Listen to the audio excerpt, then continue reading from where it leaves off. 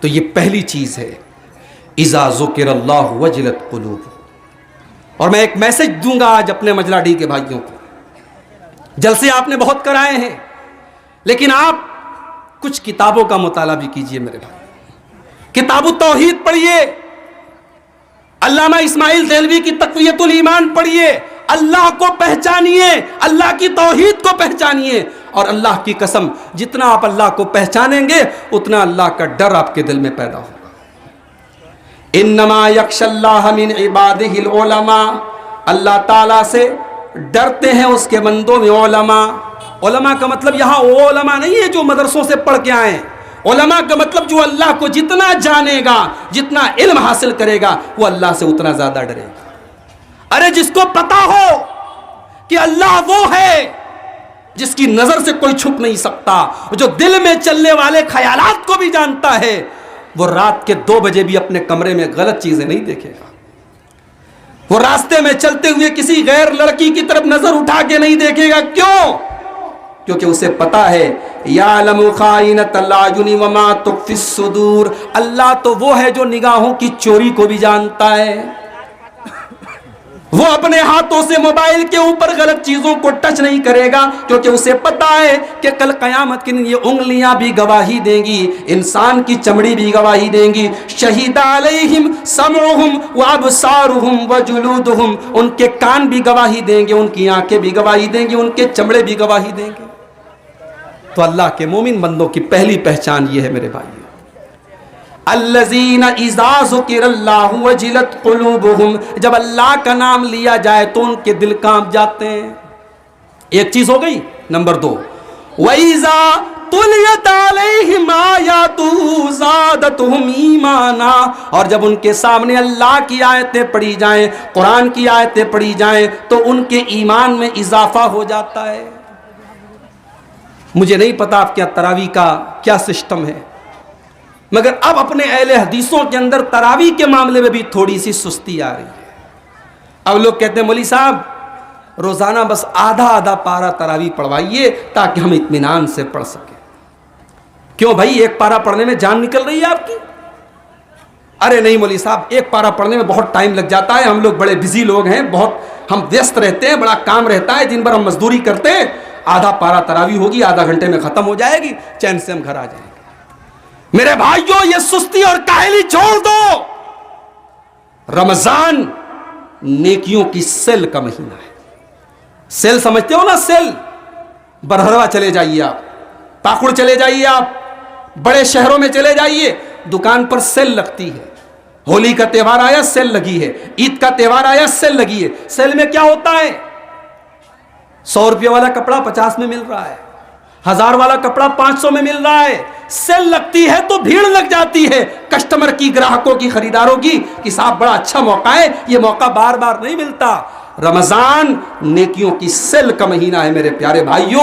اللہ کی برکتیں بٹ رہی ہیں، اللہ کی رحمتیں بٹ رہی ہیں، آسمان کے دروازے کھلے ہیں، شیطان قید ہو جاتا ہے. اس برکت والے مہینے میں جتنا قرآن پڑھ سکتے ہو پڑھو، جتنی نمازیں پڑھ سکتے ہو پڑھو. نیکی کرنے کے معاملے میں، رمضان کے معاملے میں سستی مت کرو، رمضان کے مہینے میں سستی مت کرو. بھائی ایک پارہ تراویح اگر پڑھی جا رہی ہے، کون سی مشکل آ گئی بھائی؟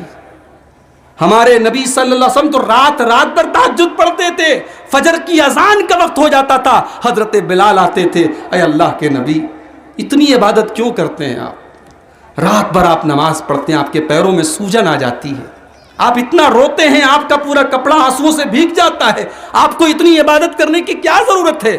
اللہ کے پیارے نبی کہتے افلا اکون عبدا شکورا، اے بلال میں اللہ کا آخری نبی ہوں، اللہ کے بڑے احسان ہیں میرے اوپر، کیا میں اپنے رب کا شکریہ بھی نہ ادا کروں؟ کیا میں اپنے رب کا شکر ادا نہ کروں؟ تو تراویح کی نماز میں اگر ایک ایک پارہ آپ کم سے کم پڑھیں تو پورا قرآن ختم کرنا ضروری نہیں ہے، لیکن بہتر تو بہرحال ہے کہ آپ پورا قرآن ختم کر لیں.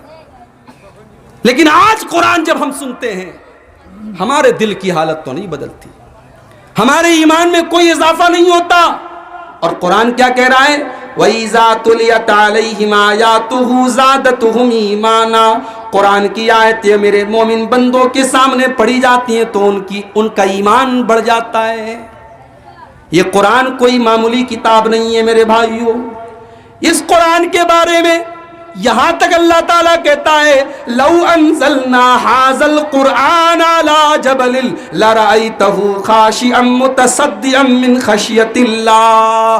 اے انسانوں، تمہارے سینے کے اندر جو دل ہے وہ تو گوشت اور پوست کا بنا ہے. اگر اس قرآن کو ہم کسی پہاڑ پر بھی نازل کر دیتے، کسی پہاڑ کے اوپر بھی یہ قرآن نازل ہو جاتا، تو اے مسلمانوں، اے انسانوں، تم دیکھتے کہ پہاڑ بھی اللہ کے ڈر سے چور چور ہو جاتا. قرآن کو پڑھا بھی کرو اور قرآن کو سنا بھی کرو. میوزک سننے والوں، گانا سننے والوں، رب کعبہ کی قسم، کسی اچھے قاری کی آواز میں قرآن کبھی اکیلے میں بیٹھ کر کے سنو تو دل پر اثر پڑتا ہے میرے بھائی. 2017 میں اللہ نے مجھے موقع دیا مکہ اور مدینہ کے سفر کا. فجر کے ٹائم میں مکہ پہنچا اور جاتے ہی فجر کی نماز کا ٹائم ہو گیا. طواف وغیرہ کرنے کے بعد ہم لوگ فجر پڑھنے لگے.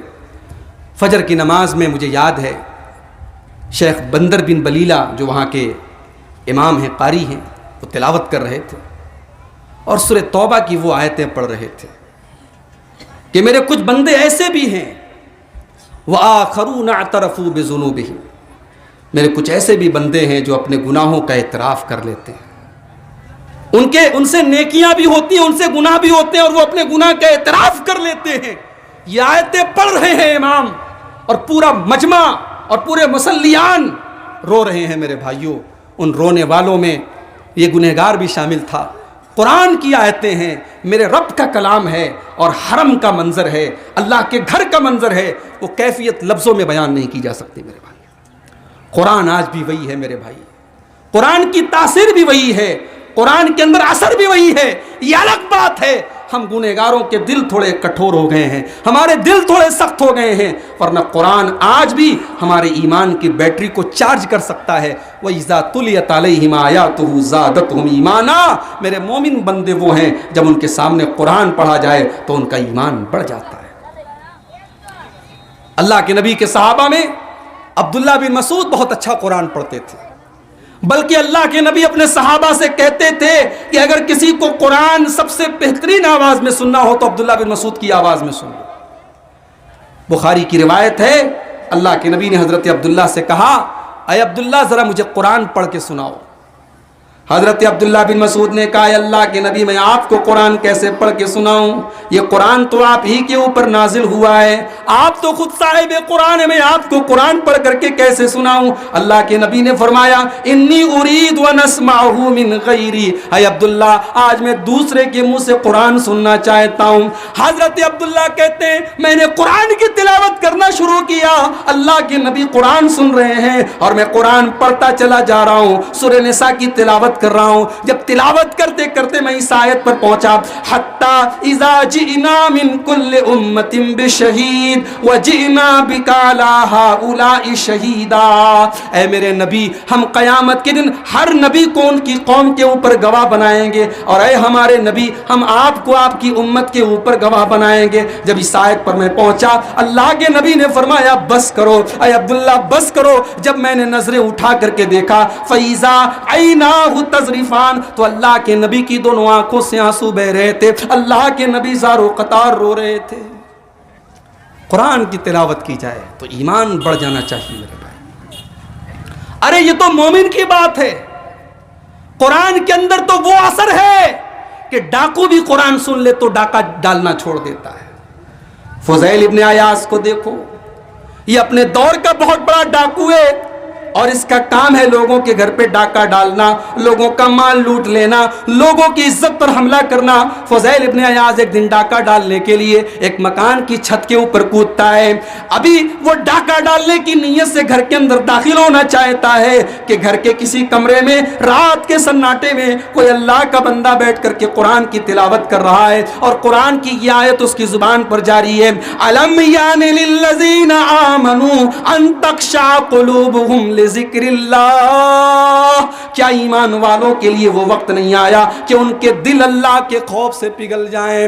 فضیل ابن عیاض نے قرآن کی آیت سنی، کہا اے اللہ وہ وقت آ چکا ہے، اے اللہ ایک تیرا یہ بندہ ہے جو اپنے گھر میں بیٹھ کر کے قرآن کی تلاوت کر رہا ہے، اور ایک تیرا یہ بندہ ہے جو رات کو ڈاکے ڈال رہا ہے، جو لوگوں کا مال لوٹ رہا ہے۔ اے اللہ میں تجھے گواہ بنا کر کے کہتا ہوں آج کے بعد میں ڈاکہ ڈالنا بند کر دوں گا اور میں تیرے گھر کے پاس بیٹھ کر کے عبادت کروں گا۔ اس کے بعد فضیل ابن عیاض نے ایسی توبہ کی کہ اپنے دور کے سب سے نیک لوگوں میں ان کا شمار ہونے لگا۔